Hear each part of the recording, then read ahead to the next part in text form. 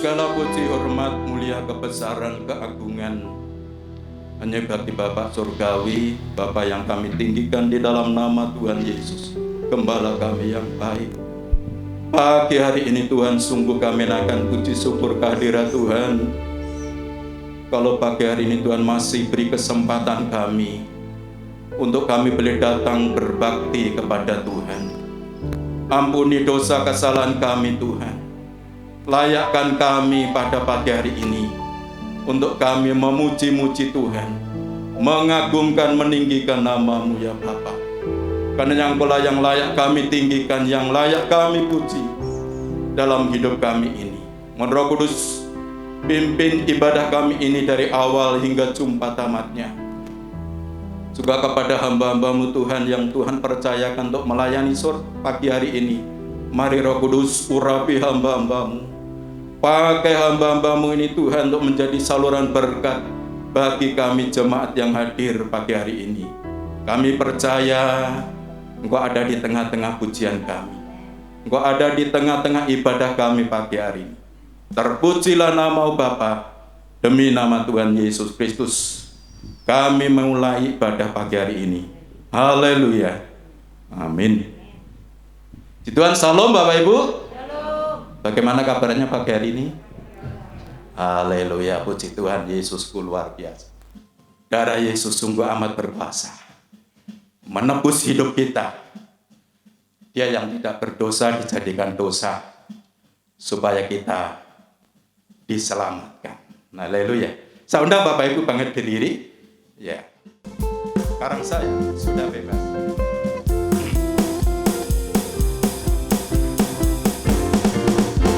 Saya sudah bebas, sekarang saya sudah bebas. Saya bebas oleh darahnya domba Allah. Sekarang saya bebas, bebas, bebas. Haleluya. Dan saya sudah bebas, amin, haleluya. Sekarang saya sudah bebas. Saya bebas oleh darahnya domba Allah. Sekarang saya bebas, bebas, bebas, haleluya. Sekarang saya sudah bebas. Sekarang saya sudah bebas.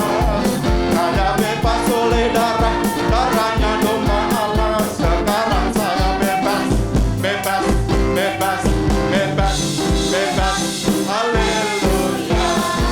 Sekarang saya sudah bebas. Sekarang saya sudah bebas.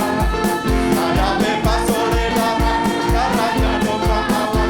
Sekarang saya bebas, bebas, bebas, bebas, bebas, haleluya. Sekarang saya sudah bebas.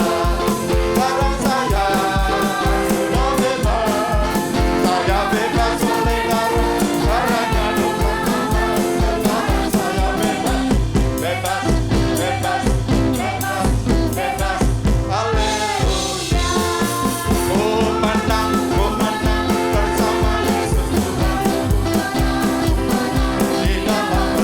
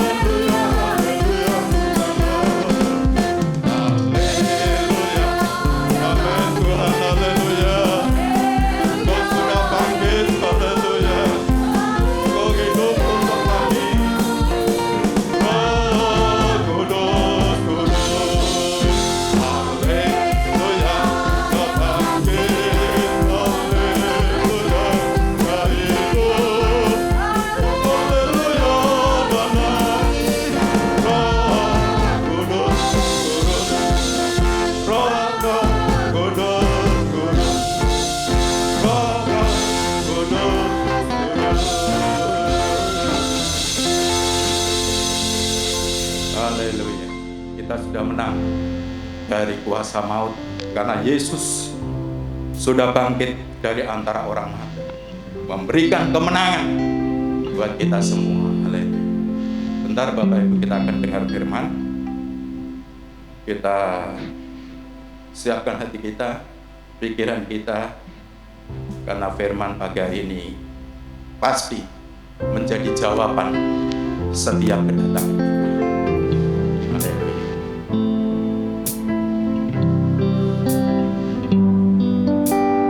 Sukacitaku penuh. Sukacitaku penuh. Mazmur bagimu, karena ku tahu ku telah ditebus oleh curang darah-Mu. Haleluya. Karena pribadimu, glory, haleluya.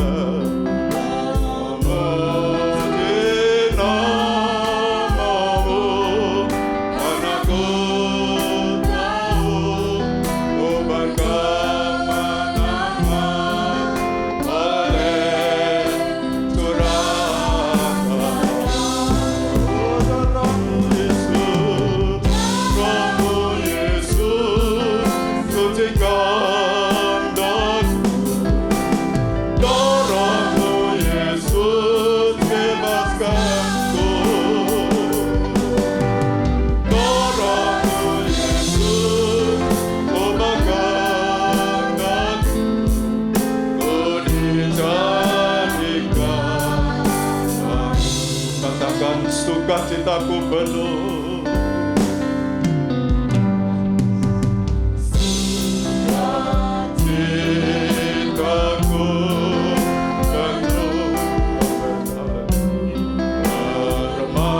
Mazmur bagimu, karena ku tahu ku ditebus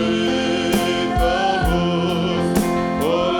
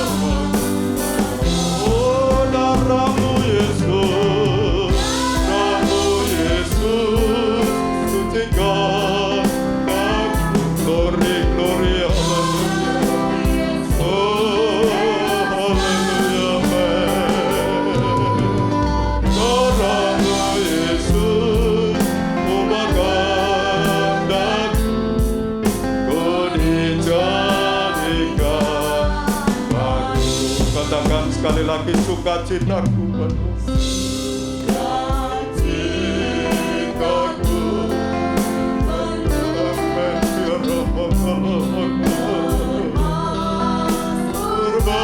bagimu, karena ku tahu ku telah ditebus oleh curang darah-Mu. Ku menari bagimu.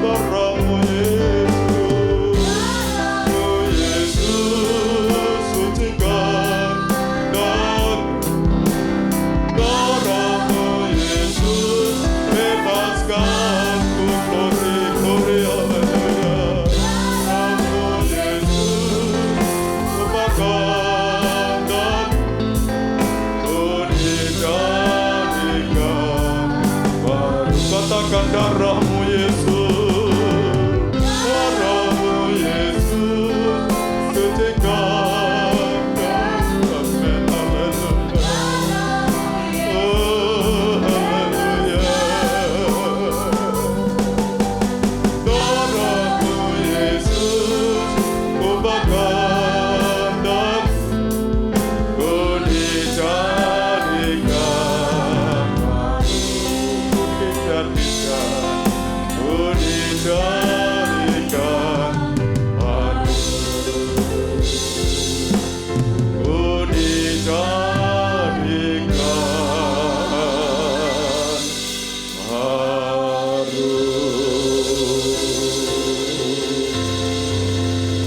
Kami bersyukur Tuhan untuk pagi hari ini, karena Engkau Allah yang memelihara kehidupan kami. Bersyukur untuk kasih setiamu dalam kehidupan kami Tuhan. Mari Engkau terus berkarya dalam kehidupan kami. Nyatakan kuasamu dalam hidup kami Tuhan. Berfirmanlah di tengah-tengah kami. Urapi hamba-Mu dan urapi setiap kami. Kami siap, kami sambut firman-Mu. Di dalam nama Tuhan Yesus Kristus kami berdoa. Semua yang percaya berkata amin. Silakan duduk Bapak Ibu. Shalom Bapak Ibu, selamat pagi. Bisa mendengar suara saya dengan jelas? Saya pakai double masker soalnya. Ya, mengikuti aturan Satgas, Saudara, ya. Mari kita buka Alkitab kita dari Ibrani pasal yang ke-12.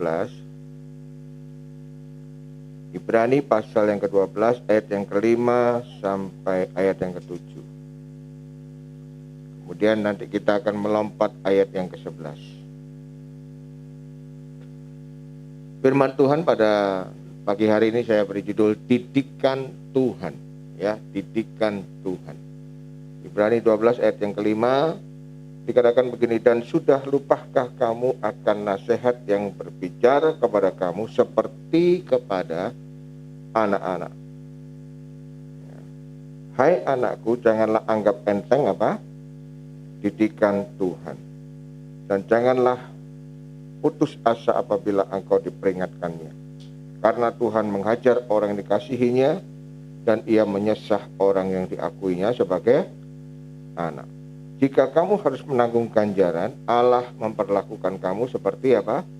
Seperti anak. Di manakah terdapat anak yang tidak dihajar oleh ayahnya? Nah, dalam ayat ini kita melihat sama seperti seorang ayah mendidik anak-anaknya, demikian juga Tuhan mendidik kita umatnya, ya.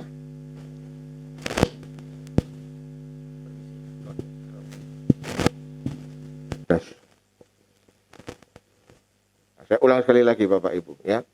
Dalam ayat ini kita melihat sama seperti seorang ayah mendidik anaknya, demikian juga Tuhan mendidik kita umatnya. Nah, kenapa didikan ini perlu? Karena tanpa didikan Tuhan, saudara, kita tidak akan dewasa, ya. Jadi didikan Tuhan ini kita butuhkan supaya karakter kita semakin diubahkan, supaya kehendak Tuhan boleh digenapi dalam kehidupan kita, supaya hidup kita menjadi lebih baik, ya. Kalau kita punya anak dan kita tidak mengajar anak kita, tidak mendidik anak kita, misalnya saja anak kita kurang ngajar dan kemudian dibiarkan, kira-kira kalau besar jadi apa, saudara? Mungkin jadi penjahat, ya kan? Nah, sebagai seorang ayah yang baik, tentu kita tidak ingin anak kita jadi penjahat. Kita tidak ingin anak kita menjadi orang yang berandalan, orang yang tidak bisa diatur, jadi preman atau jadi orang yang hidupnya berantakan dan orang yang hidupnya hancur. Kita tidak ingin hal itu. Nah, sebabnya sebagai seorang ayah yang bertanggung jawab, sebagai orang tua yang bertanggung jawab, kita akan mendidik anak kita, entah itu dia terima atau dia tidak terima, dia merasa disakiti ataupun tidak. Yang penting karena kita mengasihi anak kita, maka kita mendidik anak-anak kita. Betul ya? Nah, demikian juga dengan Tuhan. Saya buka satu deh supaya agak susah nafasnya.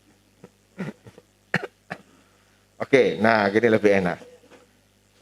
Jadi sama seperti seorang ayah mendidik anaknya, demikian juga Tuhan mendidik kita. Tujuannya apa? Tujuannya tentu baik untuk setiap kita, ya. Nah, ayat selanjutnya, ayat yang ke-11, lompat ayat ke-11. Memang tiap-tiap ganjaran pada waktu ia diberikan tidak mendatangkan sukacita, tetapi duka cita. Tetapi kemudian ia menghasilkan buah kebenaran yang memberikan damai sejahtera kepada mereka yang dilatih olehnya. Jadi pada waktu kita melatih anak kita, mungkin dia merasa disakiti, dia merasa papa mama ini kok tidak ngerti aku gitu kan. Ya sama seperti ketika Tuhan mendidik kita, mungkin kita merasa tidak nyaman. Tetapi dikatakan di sini itu akan mendatangkan damai sejahtera bagi kita yang dilatih olehnya. Kalau kita taat, kita akan mendatangkan damai sejahtera. Satu kali saudara, anak saya pergi bersama dengan istri saya waktu itu ke mall, ya, dia minta ini minta itu dan lain sebagainya. Nah, kemudian dibilang sama mamanya, sudah nanti aja tunggu sampai papa datang, gitu kan, ya. Sudah kamu tidak usah beli yang mahal-mahal dan lain sebagainya. Tapi namanya anak saudara, kena pengaruh teman-temannya, dia pengen ini, pengen beli yang mahal. Terus mamanya bilang gini, kalau kamu tidak mau taat, tak tinggal. Ya. Dan kemudian ditinggal, saudara, betulan. Nah mau tidak mau karena dia tidak punya uang, kan dia tidak bisa beli. Mungkin dia marah, dia jengkel, dia berkata, mama ini kok tidak ngerti sama anaknya mama. Mungkin dia berpikir bahwa mama ini jahat dan lain sebagainya. Tapi sekali lagi saudara, kalau kita tidak mendidik anak-anak kita sejak dini, sejak awal, saudara, maka jangan salahkan Tuhan kalau anak kita bertumbuh dewasa menjadi orang yang tidak bisa diatur. Menjadi orang yang tidak tertib. Ya. Nah, sebabnya sebagai orang tua kita bertanggung jawab untuk mendidik anak kita sejak awal, sejak dini, saudara. Kita harus melatih, kita harus mengajari, kita harus mengarahkan sesuai dengan kebenaran firman. Satu kali anak saya nangis, saudara, dalam mobil karena minta sesuatu. Saya bilang, kamu diam. Ya, kemudian dia nangisnya tambah keras. Saya bilang, diam ya. Dan dia tambah keras saudara nangisnya. Akhirnya saya buka pintu, saya berhenti di pinggir jalan, saya buka pintu, saya seret keluar. Kalau kamu enggak diam, tak taruh di pinggir jalan, ya kan? Wah, dia pikir saya main-main saudara. Dan kemudian dia nangis lebih keras, akhirnya dengan sangat terpaksa, ya kan? Saya keret dia, saya taruh di pinggir jalan saudara. Saya tutup pintunya. Akhirnya dia diam, takut. Dan kemudian balik di rumah baru saya nasihati. Nah, saudara, mungkin anak kita akan berpikir, wah papa ini jahat. Ya, demikian juga kita itu waktu kita masih anak-anak, kita juga berpikir bahwa orang tua kita jahat. Tapi sebenarnya kalau kita tahu, orang tua kita itu mendidik untuk kebaikan setiap kita. Betul nggak saudara? Ya, demikian juga dengan Tuhan. Tuhan pada hari-hari ini sedang mendidik kita melalui pandemi yang sangat panjang, mulai Maret tahun lalu sampai hari ini belum selesai. Dan kita tidak tahu sampai kapan selesai. Ya, katanya masih ada gelombang ketiga dan seterusnya. Kita berharap supaya semua itu tidak ada, ya kan? Tapi kalaupun itu ada, saudara, kita harus melihatnya sebagai cara gimana Tuhan mendidik kita. Jangan melihatnya pandemi ini sebagai satu hukuman Tuhan. Memang bisa saja Tuhan menghukum umatnya, Tuhan menghukum umat manusia, bisa saja. Tapi kita juga harus melihat dari sisi yang lain bahwa pandemi yang panjang inilah cara Tuhan untuk mendidik kita. Ya. Nah, kita akan lihat lebih lanjut dari Ulangan pasal yang ke-8. Kita akan melihat bagaimana cara Tuhan mendidik umatnya. Ulangan pasal yang ke-8. Kita akan membaca ayat yang kedua sampai ayat yang ke-6. Ulangan pasal ke-8 ayat yang kedua sampai yang ke-6. Ya, saya bacakan. Ingatlah kepada seluruh perjalanan yang kau lakukan atas apa? Kehendak Tuhan Allahmu. Nah, perhatikan kalimat yang ini ya. Yang awal ini dikatakan, ingatlah kepada seluruh perjalanan yang kau lakukan atas kehendak Tuhan Allahmu. Jadi perjalanan di padang gurun ini merupakan kehendak Tuhan, saudara. Kalau kita lihat flashback ke belakang, saudara, pada waktu mereka Musa mengutus 12 pengintai ke tanah Kanaan, ada 12 pengintai, 10 orang memberikan laporan yang negatif. Memang tanah itu tanah yang penuh dengan susu dan madu, tanah yang subur, tetapi ada raksasa-raksasa di sana, ya kan? Kemudian yang 2 orang berkata, tanah itu memang tanah yang penuh dengan susu dan madu, tanah yang subur, memang ada raksasa.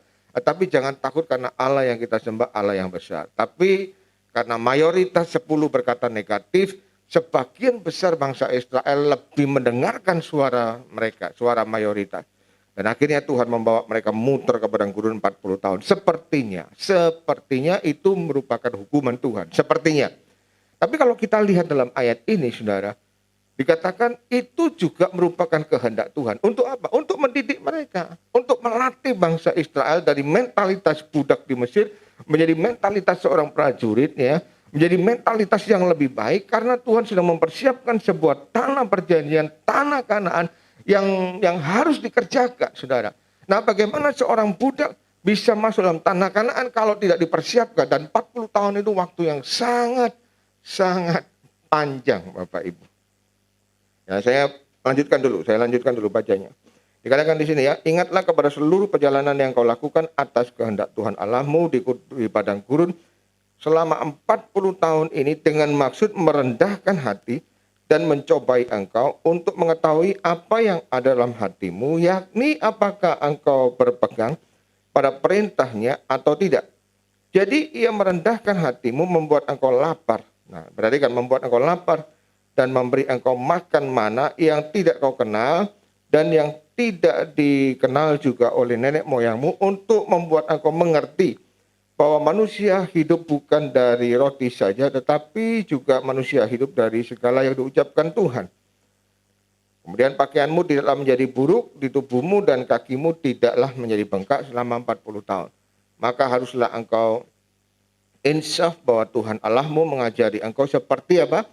Seseorang mengajari anaknya. Oleh sebab itu haruslah engkau berpegang pada perintah Tuhan Allahmu dengan hidup menurut segala jalan yang ditunjukkannya dan dengan takut akan Dia.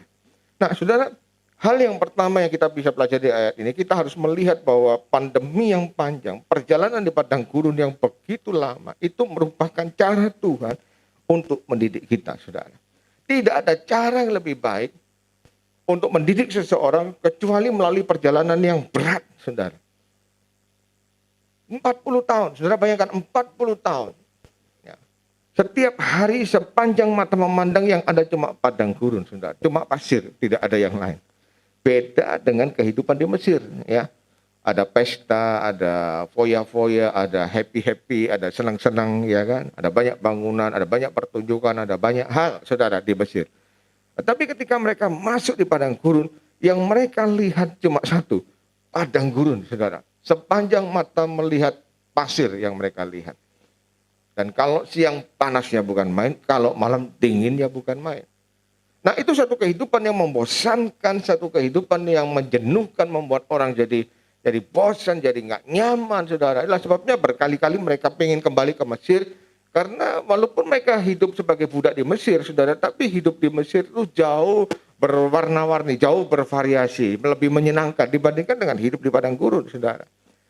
Namun kita lihat di sini, itulah cara Tuhan untuk melatih mereka, untuk mendidik mereka, untuk mempersiapkan mereka masuk dalam tanah perjanjian.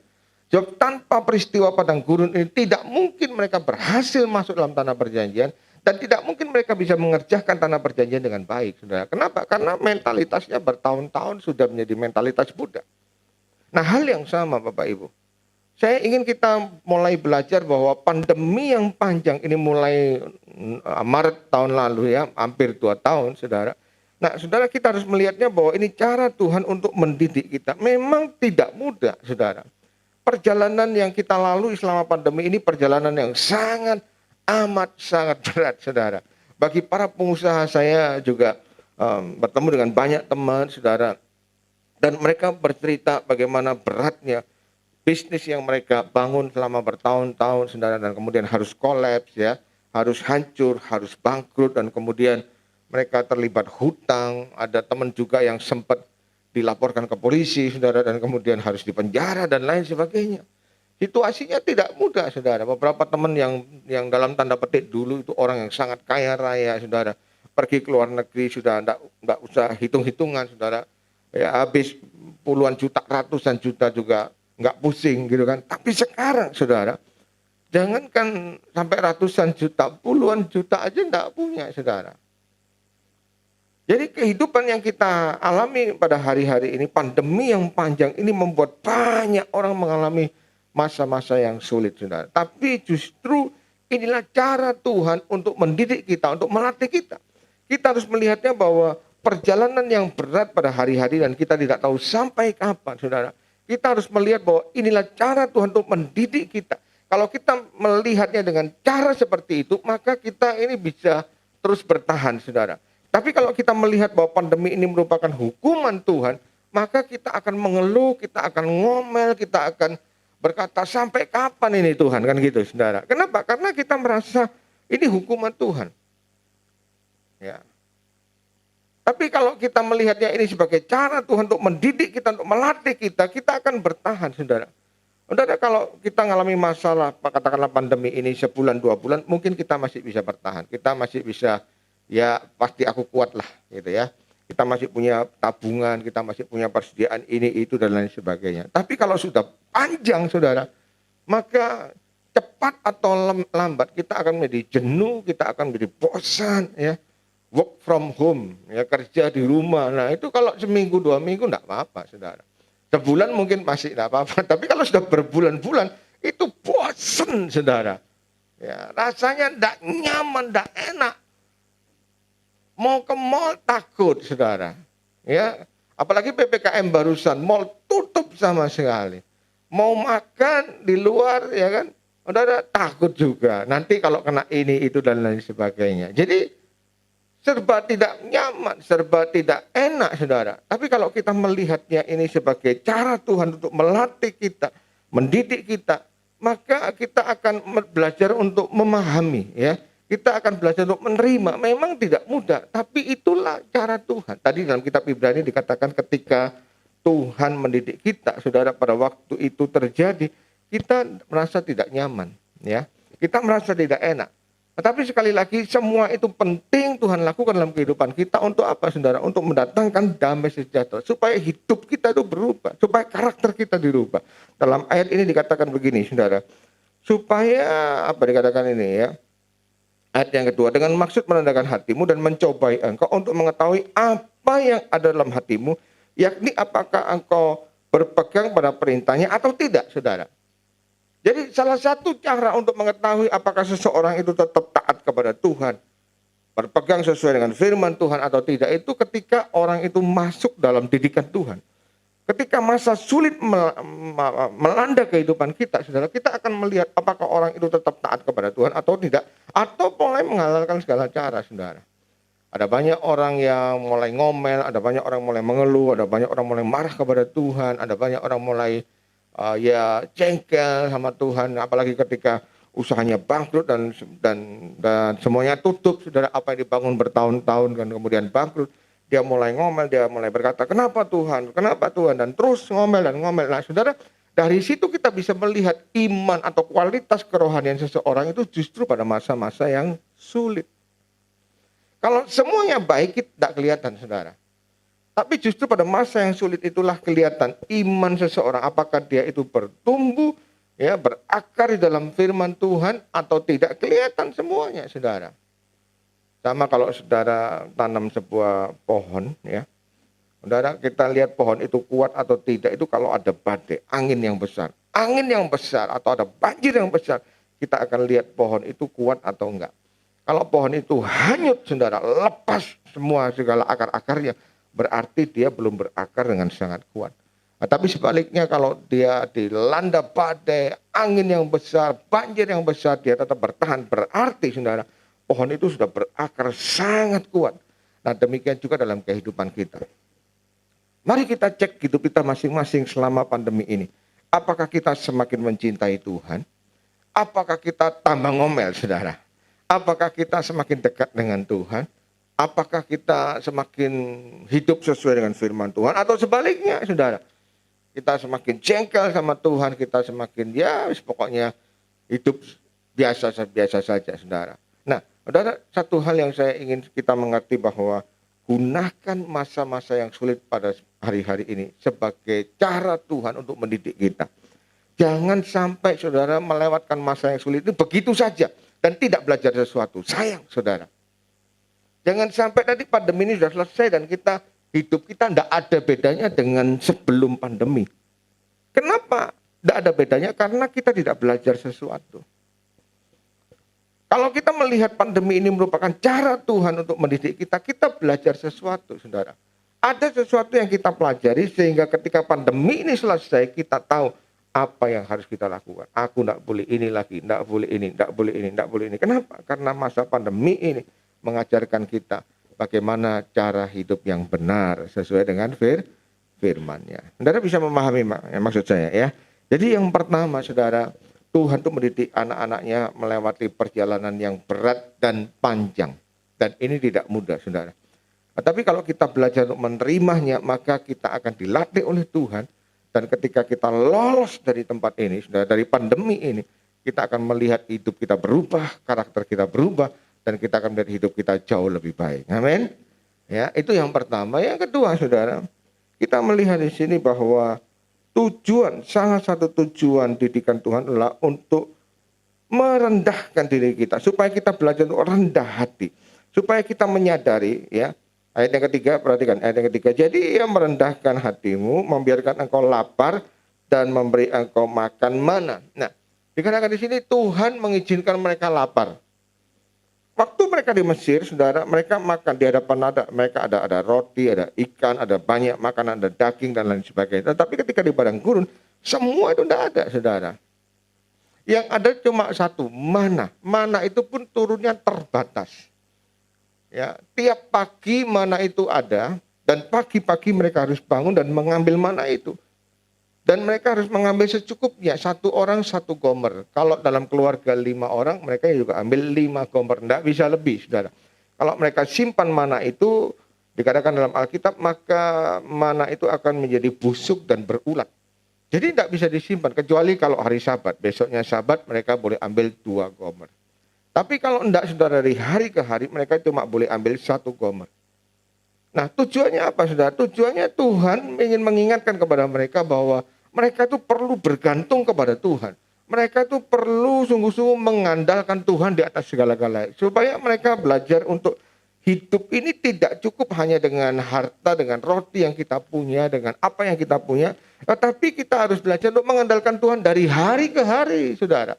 Dan Tuhan sengaja, dikatakan di sini, Tuhan sengaja membuat mereka lapar, supaya mereka tahu dan mereka mengerti bahwa hidup kita itu tanpa Tuhan, tidak ada apa-apanya, saudara. Tanpa Tuhan hidup kita itu sia-sia, kita itu tidak akan bisa bertahan. Kalau hari ini, kita sampai hari ini bisa bertahan, bisa bernafas dan sehat, saudara, bagi saya itu mujizat. Bagi saya itu anugerah Tuhan yang besar, saudara. Saya bertemu dengan seorang dokter tahun lalu, saudara, tahun lalu. Dia bilang, kalau dalam pandemi ini kita masih survive, kita bisa bertahan, artinya kita sehat, itu mujizat. Pertama saya tidak ngerti, saudara, waktu dia ngomong begitu ya. Tapi setelah saya lewati terus dari waktu ke waktu, dari bulan ke bulan, saya jadi ngerti, saudara. Bagaimana tidak? Ya, di depan saya ini, saudara, dulu waktu kita meninggal orang yang sakit, orang yang meninggal itu orang yang kita tidak kenal. Tapi lama-lama orang yang sakit, orang yang meninggal itu orang yang kita kenal, saudara. Dan lama-lama tambah dekat. Bahkan keluarga kita mengalami itu, iya kan? Duh, itu mengerikan, saudara. Adik saya satu keluarga kena COVID, saudara. Ya. Adik yang paling kecil, dan kemudian adik saya yang nomor 2 yang mendampingi dan menolong. Dan dia cerita bagaimana waktu dia ke Dr. Sutomo, mengerikan. Itu bulan Juli, saudara. Bulan Juli itu pas lagi tinggi-tingginya virus Delta, ya. Itu tiap hari ribuan, puluhan ribu orang yang kena terinfeksi COVID. Yang meninggal juga begitu. Dan dia cerita lewat di Dr. Sutomo, mengerikan, saudara. Dia melewati mayat-mayat yang dibiarkan begitu saja karena tidak tertangani. Bahkan orang yang punya duit sekalipun, orang yang punya uang sekalipun, yang kaya raya bisa meninggal, saudara. Tidak peduli. Bahkan dia yang punya pabrik oksigen sekalipun meninggal, saudara. Kebanyakan orang yang meninggal karena kekurangan oksigen, ya. Nah, ini bosnya oksigen, saudara, meninggal. Artinya apa? Artinya kita belajar di sini bahwa harta yang kita punya, kekayaan yang kita punya, itu tidak menjamin hidup kita untuk kedepannya. Nah, sebabnya Tuhan dikatakan di sini dalam firman Tuhan, ya, untuk mengetahui ya apakah kita itu betul-betul mengandalkan Tuhan atau tidak. Dalam ayat yang ketiga dikatakan bahwa manusia bukan hidup dari roti saja, tetapi juga manusia hidup dari segala firman yang diucapkan Tuhan. Jadi pandemi yang panjang ini akhirnya membuat kita yang tadinya sombong, yang membuat kita yang tadinya merasa hebat, yang merasa wah enggak mungkin lah, aku akan lolos, aku punya uang kok, ya kan? Aku punya kekuatan kok, aku punya oksigen kok, aku punya segala-galanya. Enggak mungkin kena. Ternyata Saudara, orang yang merasa hebat dan merasa kuat kena juga Saudara, bahkan meninggal. Ya. Dan tidak banyak orang yang sakit dan akhirnya sampai mengalami komplikasi dan lain sebagainya. Nah, mereka yang tadinya merasa sombong dan merasa hebat sekarang sadar Saudara bahwa tidak ada yang bisa melawan pandemi ini. Mereka mulai mengerti bahwa hidup kita itu sebetulnya sangat rapuh. Tanpa Tuhan manusia itu tidak bisa melakukan apa-apa. Tanpa Tuhan kita itu bukan siapa-siapa. Itulah sebabnya kita semakin hari perlu semakin mengandalkan Tuhan. Kita perlu belajar untuk merendahkan diri dan mengandalkan Tuhan. Saudara, kalau Tuhan mengizinkan mereka lapar, kemudian kurang minum dan lain sebagainya, tujuannya cuma satu, supaya mereka itu belajar bahwa tanpa Tuhan kamu itu tidak bisa berbuat apa-apa.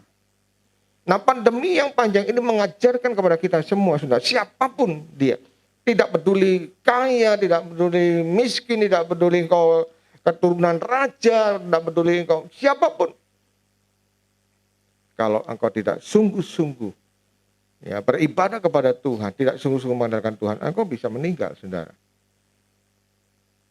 Jadi poin yang pertama tadi kita perlu belajar bahwa pandemi ini merupakan cara Tuhan untuk mendidik kita supaya hidup kita berubah dan lebih baik. Yang kedua juga pandemi yang panjang ini membuat kita menjadi rendah hati, saudara.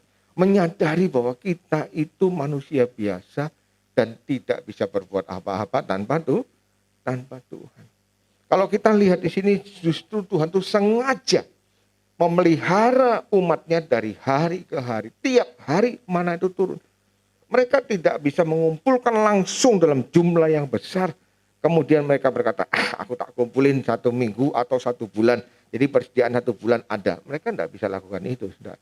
Justru Tuhan itu berikan dari hari ke hari. Tujuannya apa? Supaya mereka itu sadar perlu bergantung kepada Tuhan dari hari ke hari. Apa yang kamu punya itu semuanya tidak ada gunanya. Saudara, kalau Tuhan tidak menyertai dan Tuhan tidak memberkati. Gitu. Nah, hal yang sama Bapak Ibu, mari kita belajar. Mari kita belajar untuk merendahkan diri kita karena kita tahu bahwa tanpa Tuhan hidup kita itu sia-sia. Jangan pernah mengandalkan harta yang kamu punya, jangan pernah mengandalkan kekuatan yang kita punya, jangan pernah mengandalkan apapun yang kau miliki karena di hadapan Tuhan semua sia-sia, Saudara. Tidak ada artinya. Apa yang mereka bawa dari Mesir ketika sampai di padang gurun, tidak ada artinya semua. Yang mereka perlu lakukan adalah taat kepada Tuhan dari hari ke hari. Nah, poin yang ketiga yang kita bisa pelajari di sini, ayat yang keempat. Dikatakan pakaianmu tidaklah menjadi buruk di tubuhmu dan kakimu tidaklah menjadi bengkak selama 40 tahun. Nah, yang ketiga, saudara, kita melihat di sini ada mujizat di tengah-tengah apa? Keterbatasan. Ya. Walaupun mereka harus melewati masa yang sulit, walaupun semuanya terbatas makanan yang ada itu dari hari ke hari, saudara.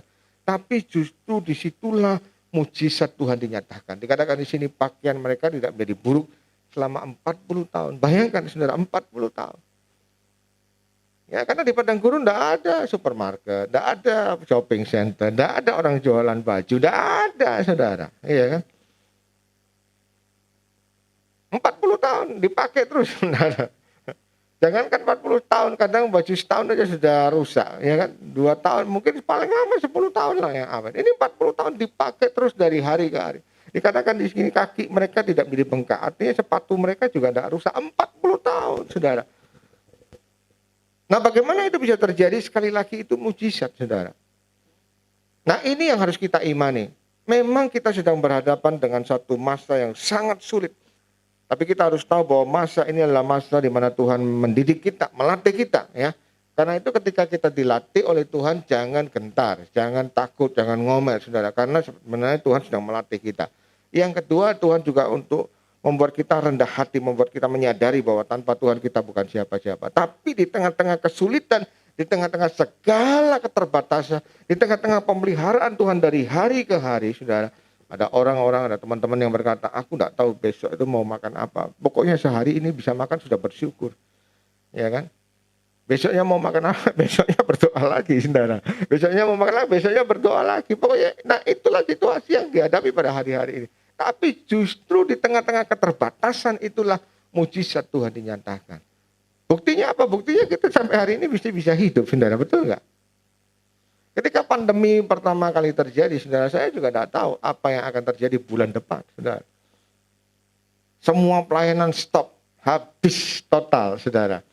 Kemudian income yang saya terima adalah merosot dari katakanlah 100% dari 50%. Sementara itu pengeluaran tetap harus keluar, saudara. Betul enggak? Sekolah itu tetap bayar, saudara. Ya, enggak berhenti bayarnya. Makan ya tetap harus bayar, betul enggak? Minum juga harus tetap bayar.